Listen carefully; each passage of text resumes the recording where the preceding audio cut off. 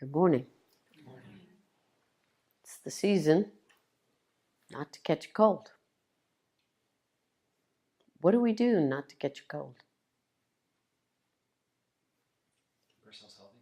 Keep ourselves healthy. Yeah. How? Eat good food. Okay. Use our bodies. Wash your hands. Hmm? Wash your hands. Wash your hands. Vitamins. Immune builders. Immune builders. Rest. Mm-hmm. Avoid sick people. Hmm? Avoid sick people. Avoid sick people. Okay, so yesterday I was at the bank, and was it yesterday? It feels like 100 years ago, yesterday morning, and depositing money, and there was somebody who comes in, and they go, Rohini, and I turn around and I recognize the person, and I go, hi, and she goes, don't hug me, I'm sick. So I said, okay. And I said, ooh. And she says she's got a terrible cold. She just came back from Florida, a terrible cold. And she asks, how am I, and whatever. And she keeps on walking closer. And at the bank, there's not a place to back up. And she keeps on getting closer and closer and closer. And I'm like, and finally, whew, I'm finished. She was still doing. I said, take care, be better. Hope you're okay. I walk out. Yeah, stay away from sick people. So, immediately I said, of course, I didn't touch her, but I got to use this hand sanitizer because maybe. But that's not going to work. I said, there's no hand sanitizing or sanitizing for the breathing, for whatever went in. And is it her fault if I get sick? A lot of yeses. A lot of yeses. It's her fault.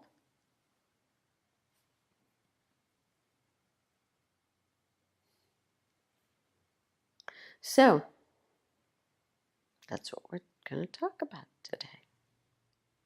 It's actually not her fault. She's the incidental cause. She's the farmer for the cold. And if I'm going to irrigate, if I have it within me, if my immune system isn't good enough, or if I have all the capacity to irrigate a cold, I will. If I don't have that within me, am I going to irrigate? No. No. So, how many people in here had measles? Chickenpox. More people. I'll just go ahead. Mumps. Yeah, mumps. German measles. You didn't have German measles? Oh my God, I had German measles. You had German measles? Okay. Okay, so all of those things, do they produce antibodies? So that what happens? After you get them, you don't get sick again. Except for chickenpox, you can get the shingles. It's a different thing, kind of, sort of. But basically, you're immune, right? So if you're not, then instead of having to get the illness, because from us that have had it, they're horrible. They're horrible. And the side effects can be bad. We developed vaccines, and we're not going to get into vaccines, but the issue of a vaccine, what's it designed to do? Produce antibodies, so you're not going to get the illness, right?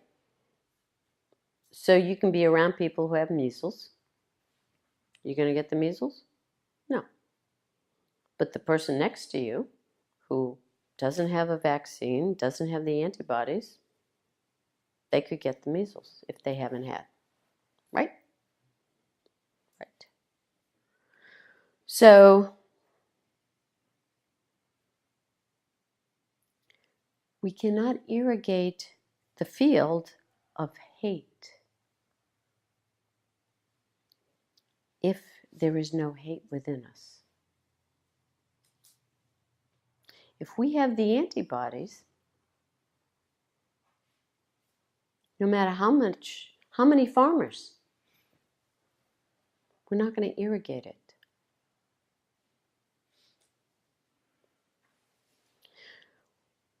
We have to have the antibodies of hate. And how do we get the antibodies of hate?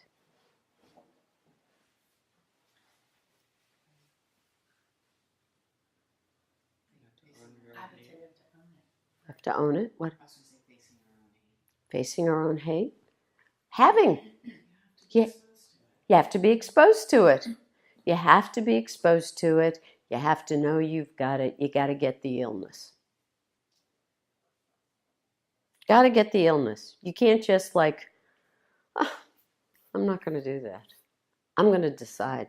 No, can't do that. And if we don't have, if we have those antibodies, no matter how many farmers there are, we won't hate, right? So though there are many farmers now helping to bring forth hate,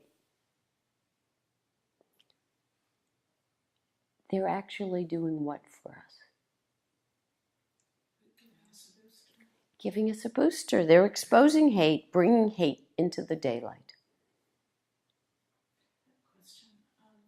Unlike an illness where a man-made, so to speak, I mean, a biologically made exposure to the illness immunizes us with hate, I'm not sure you can get a vaccine for it, or you have to actually have the illness.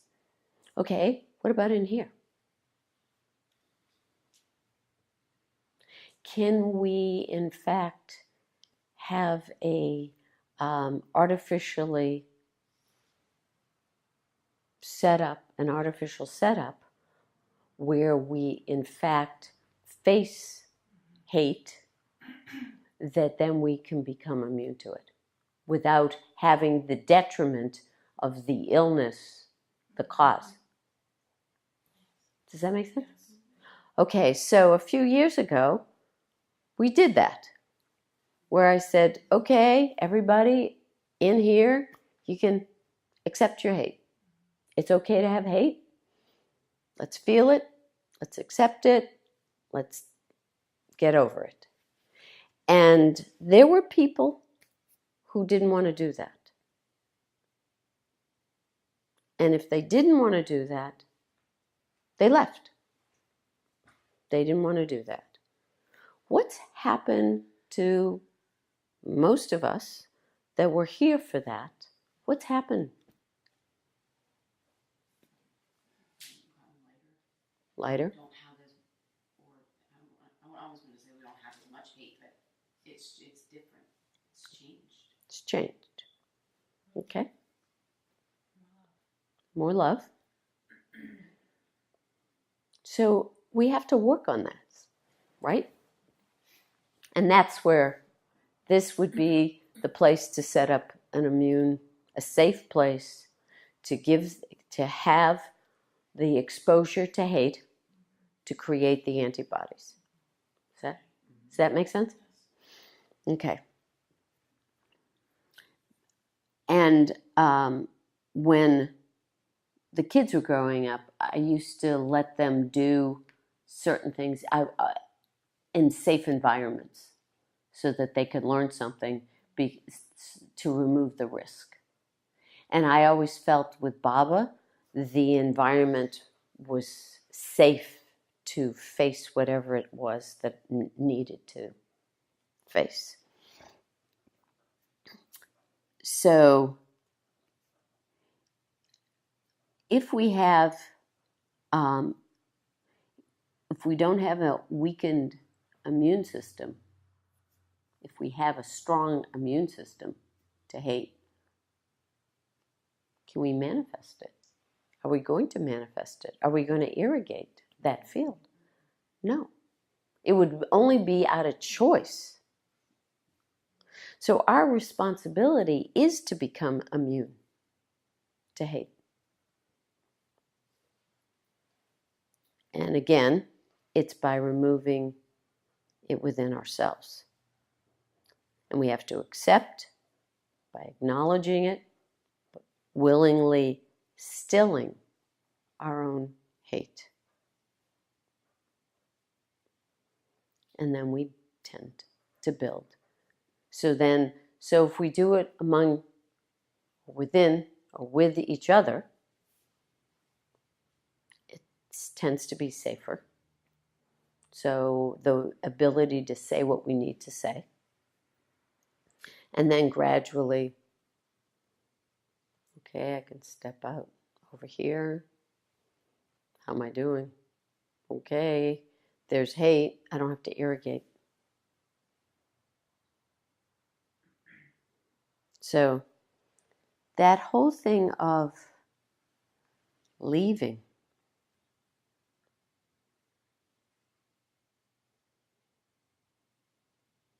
if the farmer hates, that's what we have, the farmer hating.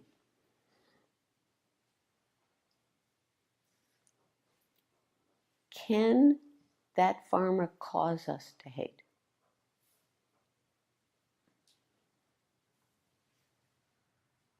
No, it only looks that way. Remember the incidental cause? I caught the cold from her. It's her fault. I caught the hate from him. It's his fault.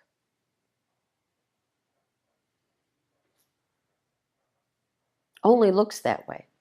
If we didn't have the hate within, we could not hate. So the people right now in the world inciting us to hate, to be divided, to be separate, they're just farmers.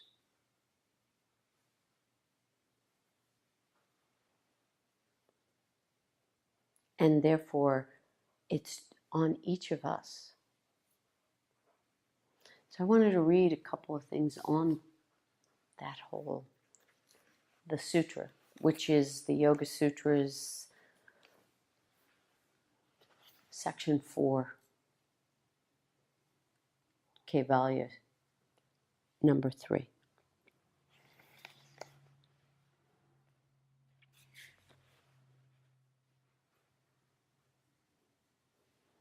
This was from my book.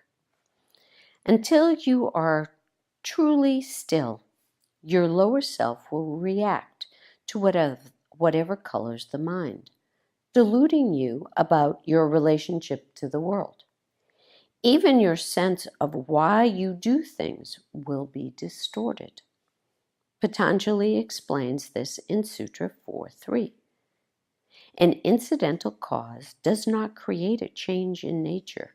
It merely creates an opening for an existing tendency to express itself.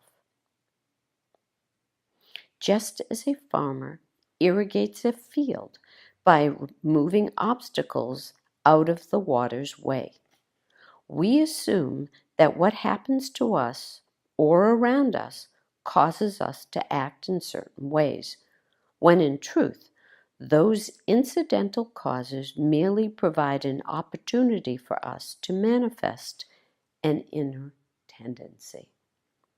Because we don't always respond in the same way to similar situations, we know that the situations aren't really causing our reactions.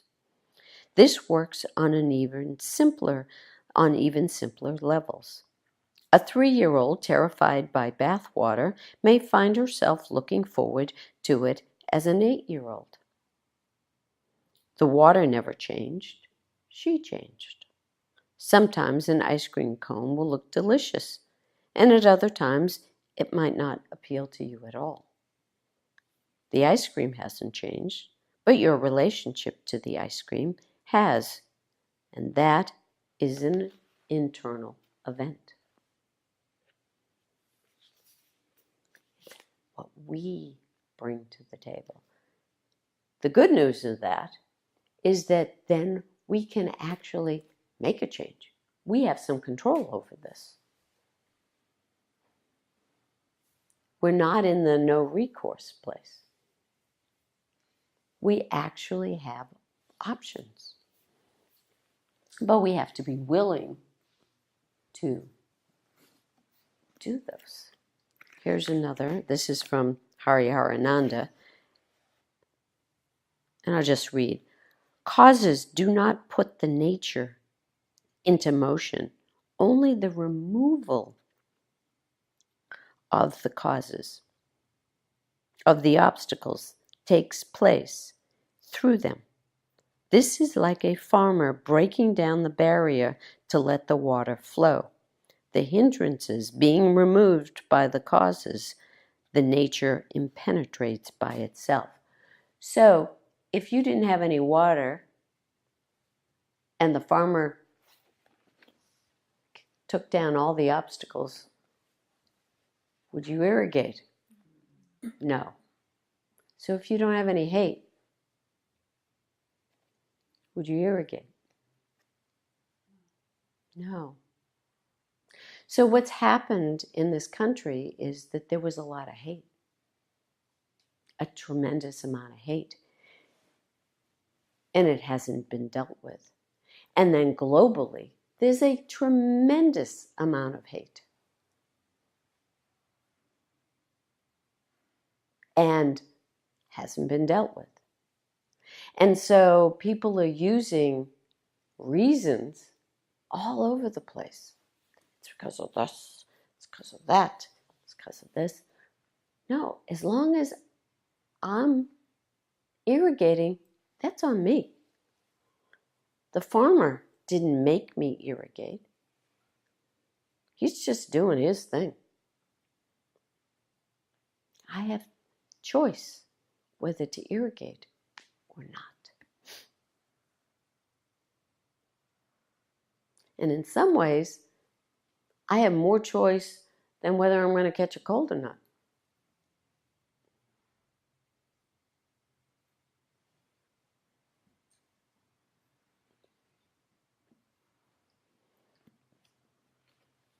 So everyone, back to the illness thing, everyone knows I had cancer. And luckily, I did not have the genes that make it really, really hard. And so what I then proceeded to do was to create an environment for this body that then the cancer couldn't irrigate it. It wasn't comfortable and healthy and happy surviving in this body. And we can do that with hate. But we have to stop blaming the farmer. Can I add something? Sure. I think the analogy is really good because in order to prevent a disease or to cure a disease, you have to really understand the disease.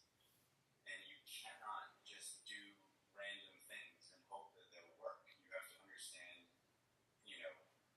what it is that the disease does and how it works within the body.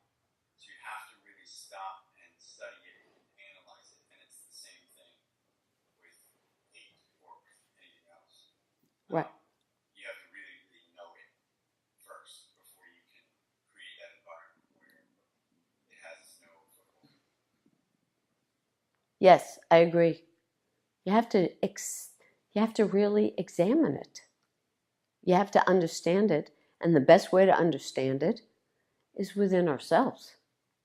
So, is there anyone in here, and that means also there, who has never experienced hate.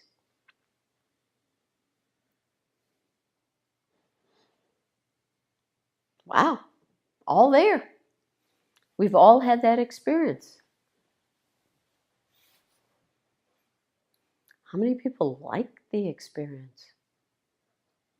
Some. There's some in there. Does it make people feel powerful?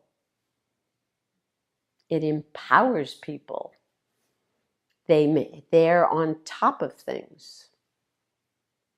Is hate the opposite of love that God has? No. It is opposite of the emotion love, but not the love that we're actually going for.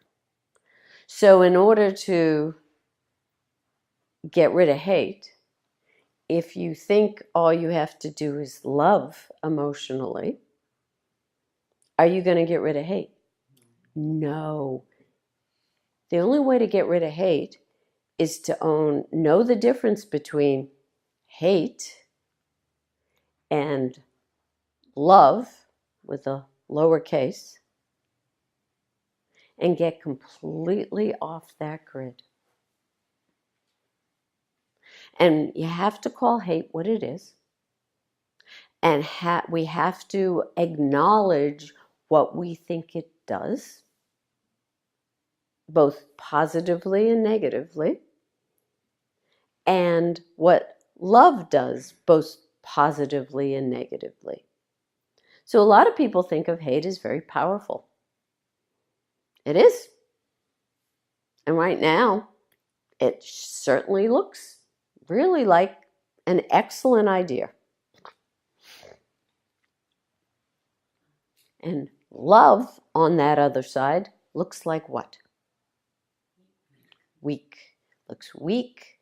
And a lot of times, the love that is on that lowercase love, is negatively sappy, sentimental, positivity. And it is weak. That is weak.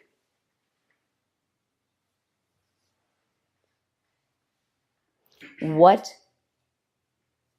is there any positive to that love? That other's love?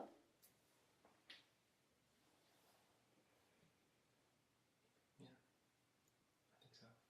Okay, what is it?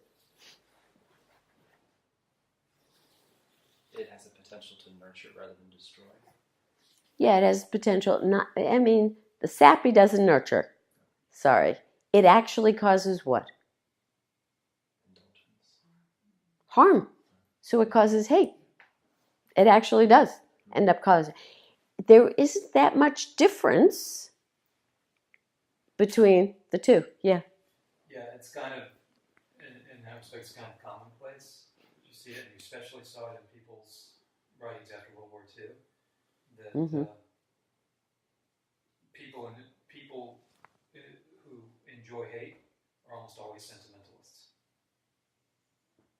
They gush a lot. They gush a lot. They're very sentimental, and they love sentimental entertainment, and they're sentimental about what they think they're protecting or something. Yeah, and they're protecting these weird superficial principles. And there are several groups right now that are, in fact, touting the preservation of tradition and principles that are incredibly superficially being expressed or felt, or they're very, do you know what I'm saying? It doesn't have the depth of a core principle.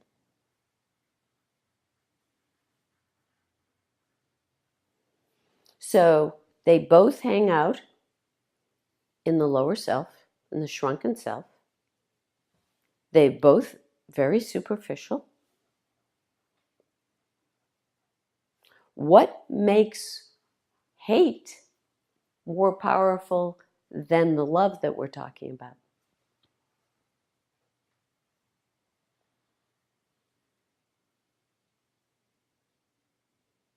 It has the power to dominate.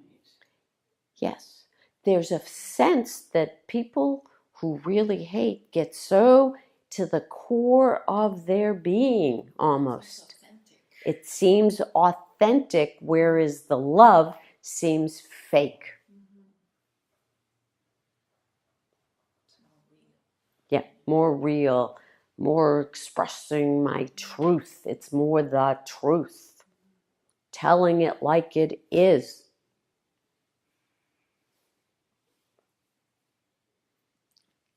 Are they being fooled?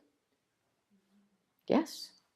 It's still part of the same thing up here. So hate's seen as a negative normally, but the positive of hate is the empowered, there's a depth, strength, all of those things. Deep feeling. And love is seen as the positive, but the negative of that is that sentimental, sappy, weak, ineffectual. It's very interesting that as we're talking about this, that the certain leaders use both literally in their language at the same time. Yes. Yes. They're just two sides of the same coin. Yeah, exactly. And one produces, quote, action, and the other one is seen as ineffectual. So if I say I'm loving, do you think I do anything? No. But if I say I hate, do you think I'm out there causing trouble or causing something? Yes. Have agency. I have agency. Loving has no agency. Isn't this interesting? So if we have it as one, as a dichotomy, that one goes with the other, then we have to own our own, the people who hate have to own their own weakness, their own sentimentality, as David was talking about, their sappiness, their ineffectualness. And the people who love have to own their own power, their own action, their own agency, as well as the hate, and the people who hate have to own the love. So the people who hate usually say they love, whereas they're actually just the sentimentalists because it's all conflated. And then the people who are running around who say they love, but they're out causing all kinds of stuff, will refuse to say that they hate. So their actions look exactly the same as the people who hate. They're both, it's just one big happy same. And until we own this little hamster wheel with spikes and get off of it, completely get off that grid and love, we have to still the vibration of hate, and we have to still that vibration of sentimentality that we call love. Both vibrations have got to be stilled. And when they are stilled, then what happens? It's very quiet.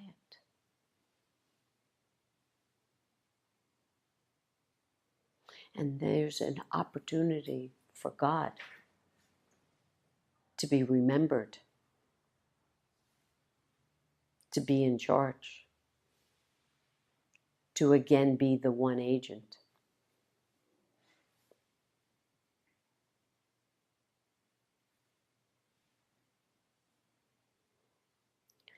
So, when is action justified? Because everybody's dying to act, but they're acting on this grid. I'm doing it from love. So am I. We all are.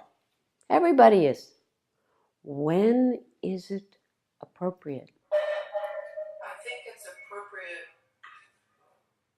I think it's appropriate probably when you're dispassionate and not in one of the boxes. You're off the grid. Yeah, absolutely. You have to be off the grid in order to act, because you have to be able to. Who's supposed to direct us? God. So the story of Prahlad. What did Prahlad do? He just loved. He loved. He loved. There wasn't anything he could do other than he loved God. He loved everybody. Did he love his daddy? Yes. Who was his daddy? Daddy. Let's get real. His daddy. Haranya. Who was Haranya? Demon. Demon. There's a good one. He had worked really hard. Done all kinds of discipline, austerities to get a boon from Brahma. And he was very, very powerful. And he hated. And he surrounded himself with demons. They had demon school, demon universities, demon everything, demons. And yet his son was Prahlad, the lover of God. And he loved his dad. So his dad said, who's the best? He says, God, Ryan. Who's been teaching him this? Send him to school. So he went to school. He did his school. He went to demon school. He went to all the things. He did all the stuff. But could he irrigate anything other than love? No, he was surrounded by farmers. But he loved. And he continued to love. And he loved his dad. In the meantime, all the people and the gods went running to God and said, do something. And God says, it's okay. It's okay. Relax. Just take care. At the right moment, it will all unfold. And what happens is that Prahlad continues to love his dad and love God. And Haranya can't stand that anymore. And he goes to kill Prahlad. And God manifests as Narasimha and ends up destroying Haranya. And it was all a great play, because Haranya was really either Jaya or Vijaya, I never remember which one, who had been the gatekeepers with God, and some sages got mad at them and cursed them, and they had to come down and do this thing. And God said, okay, they can do this, but I will personally kill them, and they will come back. So what was Haranya for everybody? A farmer.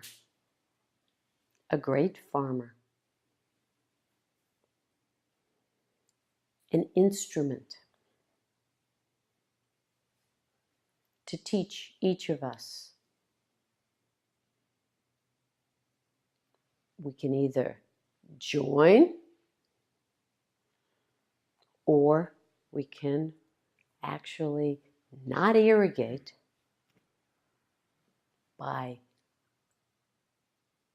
becoming immune, by creating an environment where at least we do not irrigate.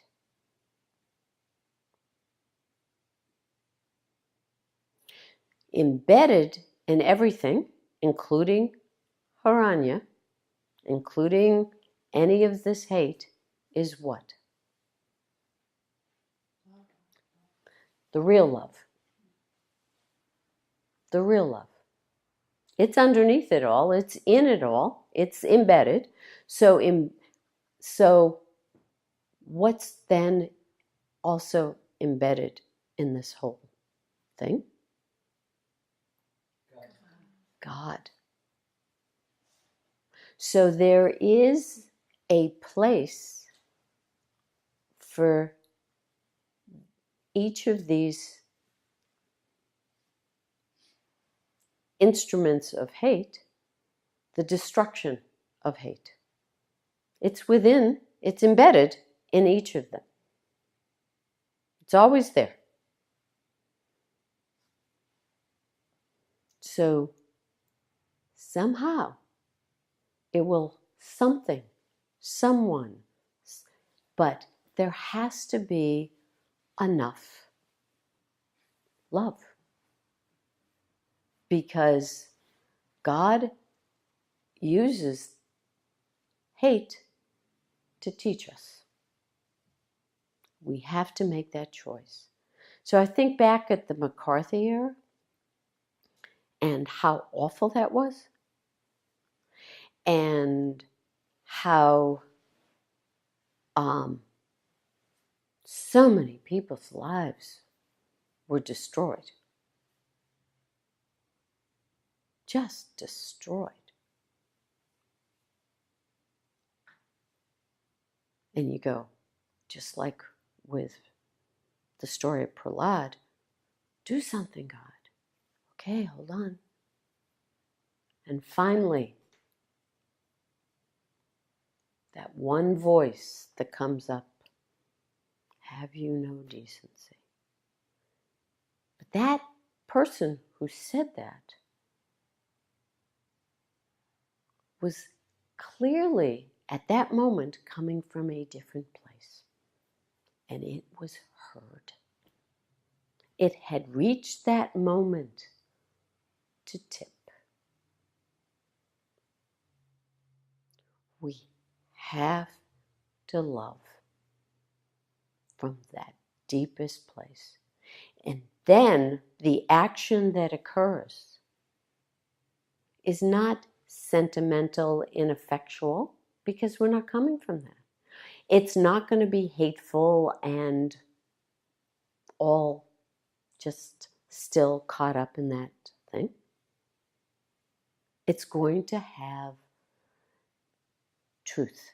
It's going to have real love coming forth, which then will break open.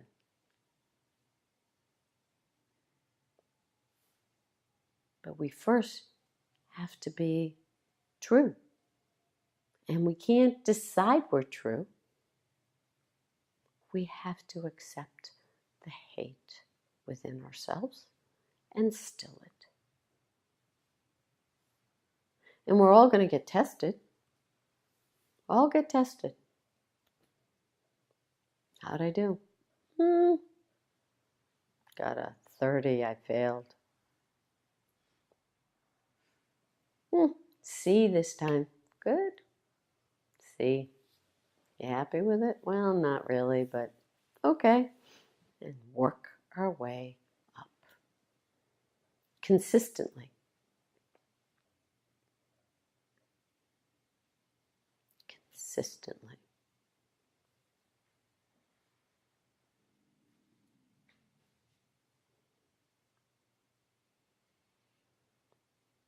Does this make sense?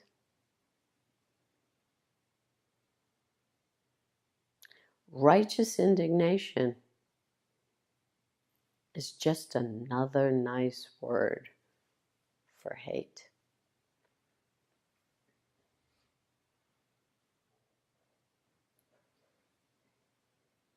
Not a motivator. Don't do it.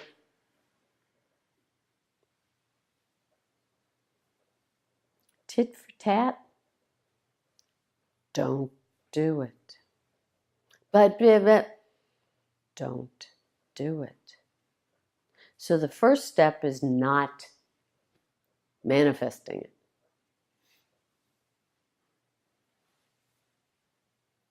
Then we get to go and actually sit with the vibration. But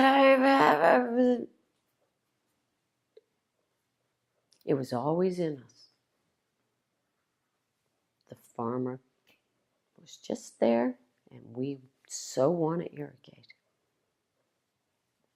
And when we no longer need to irrigate, no longer can't, we're immune, those farmers look really different.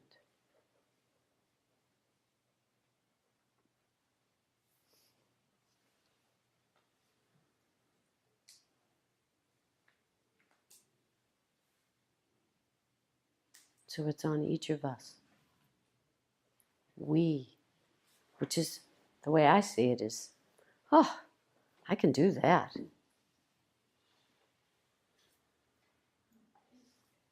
about, Reg's indignation, tit for tat, those behaviors I find personally very repelling, and and yet, if you don't engage in those behaviors because you find them repelling, you think you're better than that, it's not the same as not engaging in them because That's right. You've worked out your hate and your That's right. That's right. Taking the high road is still part of the hate. Yes. Yeah. You're just on a higher road of hate. Yeah. It's my response. Disgusting. I think, well, that's Yeah. not helpful. That's not helpful. I'm still hating. Yeah. I am on the high road of hate. Yeah. Disdain. It's disdain, which is part of the same thing. It's the same thing. Yeah, absolutely. I'm a better than. I'm above. Can I raise a terminology question? Sure. So if that's the high road of hate, then basically this is where things can get confusing. Both the small love and hate are both hate, and that is together the opposite of big love. No. They're still here. Love, the big love, is underneath it all. Right. So technically that's the opposite of everything. Yes. In a way. Like, In a way. It Or has what? no- it has no opposite. It has no opposite. It informs, it's the ground of everything. It's the ground of everything, yes. It's love informs the love-hate. I understand that. Mm-hmm. But the use of the same terms I find quite frustrating. Using the same words for. That's why I do love with a capital L. I know, but it's a really small difference. Yeah. When speaking about It's not one you can vocalize. Yeah, it's hard to, yes, I agree. Speaking about it is difficult. Is there another term that you could use for one or the other? You did at one point use the term sentimental love, Yes, sentimental love or emotional love. Because hate's emotional. It's the emotions of love and hate. Adoration. Yeah, because then it gets into a different. Yeah, so it's from the emotions, which is all of a sudden, if you say it's the emotion love and the emotion hate, we've now shrunk love. Does that work? Yeah, I mean, I understand it. No, I understand. You understand it. I'm asking, does it solve the language? Because Yeah, because it's emotion, the emotion of love. It's the emotion. A new word. What? We need a new word for it. Yeah. Like lurv or something. Yeah. Late. Having it be the same word actually works because it's confused. It is confused. Yeah. It's confused. We It must is- find something beyond the words to actually. Right. So one of the things that in the Sanskrit is raga dvesha, repulsion and attraction is what they have. Raga dvesha, which are part of the 5 afflictions in the Yoga Sutras. And so it's an attraction, but it's people in English, attraction doesn't quite do it. Yeah. And at the end of the day, you still have to parse it. Yeah, you still have to parse it. Yeah, it's You still true. have to parse it, or else no one would ever have to speak. Right. Now, it is true, and I agree, and I think Clara makes that good point of the conflating, which adds to the problem, which why would God make this the key so easy that we have a completely different word? Now, the truth is it's Sat Chit Ananda, truth, consciousness, and bliss. But then when we use it as in English, the word bliss goes back up to people immediately shrink it. And that's the issue, is shrinking it. People immediately take the love that God's love, the true love, the ground of all being love, and they shrink it. They shrink it. And they, what? What about on that other end where it's already shrunken and you have the emotional love and the emotional hate, and they're both, because we were just talking about how they both hate. Right. So what do you mean? That's what people see. That's why when people ask me, what do you do? And I say, I teach love, which is not the love that is the opposite of hate. Yeah, but isn't the love that is the opposite of hate also hate? Yes. So is there another way of talking about the encompassing hate? Well, is there another word for hate? Because embedded in hate is that small love. Because the people who hate believe they're not haters, they believe they're lovers. They're defending their principles and truths. They wouldn't do it if they thought they were haters. So when I do it, I call it love. When you do it, it's hate. And then you look at me and you say to me, when you do it, it's hate. When I do it, it's love. So it is hate/love, love/hate. That is the problem. We are living, as I said last week, a one-way relationship. We have double standards now, and we use language to actually, and it's like great. It's such a great farmer. So we use language to actually destroy and attack. And so I can do the same action you do, but I call it a different thing from my point of view, and you call it a different thing from your point of view. We are so separate and divided that we don't even see it as dichotomies. We don't, in terms of within ourselves. We don't see that we don't see that we conflate the positive and the negative of hate and love. We don't see that at all. So when I do it, I'm defending myself. When you do it, you're attacking me.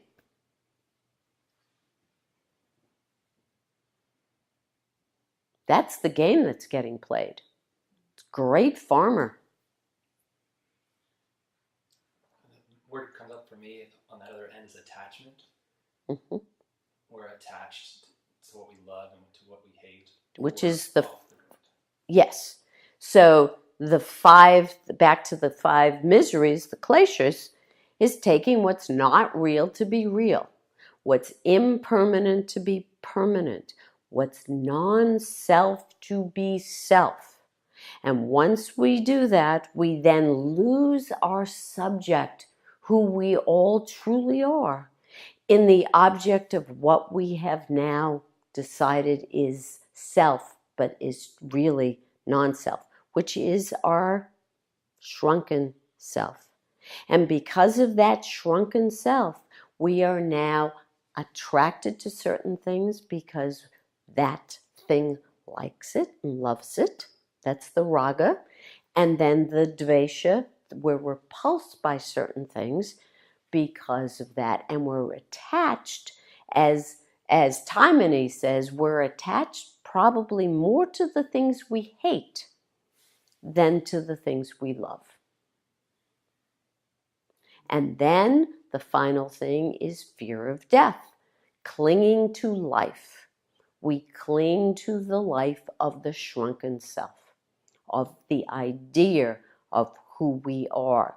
So I cannot have you ruining my idea of me. If you come and you see clearly and you have facts and true vision, you would then be destroying my idea of myself.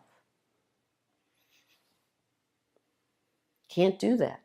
So I have to make you bad and destroy you. So that lawyer, what was it, Welch, Joseph Welch. when he said, have you no decency? Remember, this guy thought he was upholding the Constitution, the principles of this country. He was doing a good thing by destroying these people that he decided did not fit his idea. Now, I have always said the one person he never called on was Groucho Marx. Why not?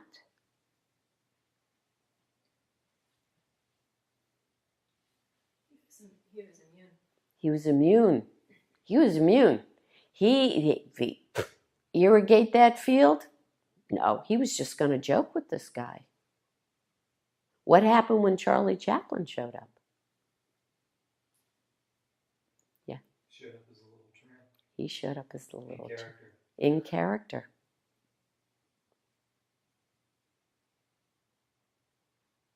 Brilliant.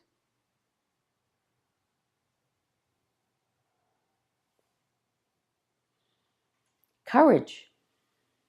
If you truly see clearly, there's that courage of the action.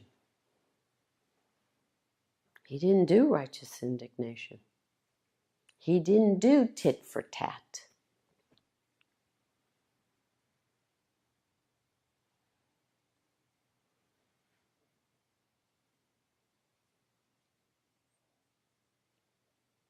But we have to be immune. We have to root out our own hate.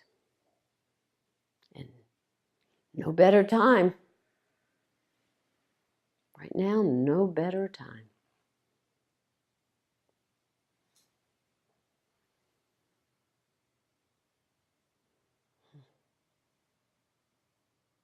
And that's global. It's all over right now.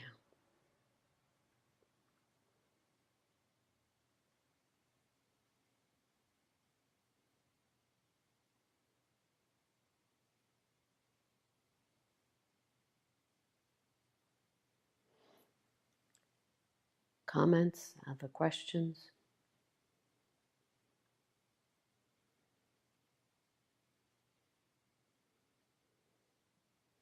So I want to read one last. This is Taimani's. The incidental cause does not move or stir up the natural tendencies into activity. It merely removes the obstacles like a farmer irrigating a field. So what's happened in the world right now? Obstacles are being removed. The obstacles are being removed. They're just removed. The obstacles to what? Hate. To hate. To hate. And so if you have it in you and you don't accept that, and we all have it in us, and we have to accept that at some point, we're going to irrigate it. We cannot. Great farmers now for this.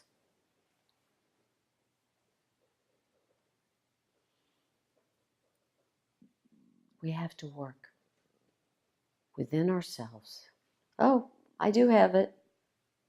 I called it this. I called it that.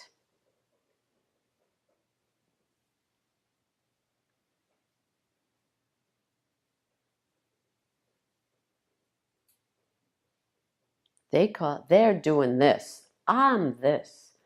No. No.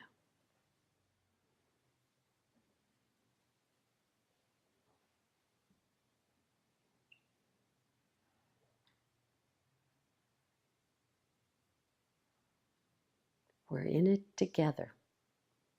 And we're all in it.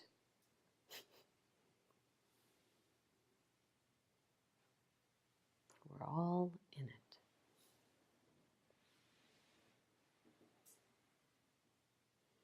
And for me, I find it so, again, comforting that we can change.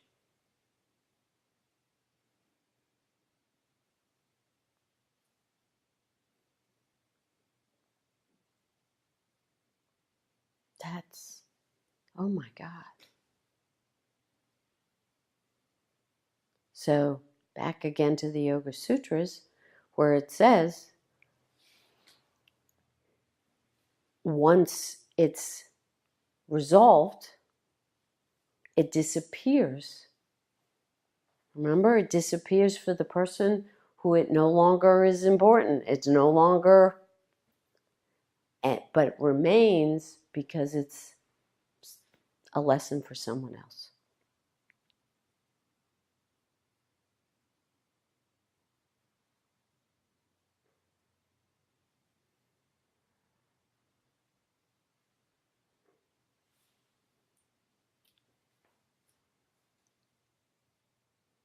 So the more we practice, the more we be with our experience, whatever it is, in every situation. And let whatever comes up, come up in every situation. And function appropriately on the physical plane. We will then gradually still those vibrations. It's not about decision making. It's not about knowing I have hate. No, you have to feel it. You have to be willing to be with it. And we've done this before.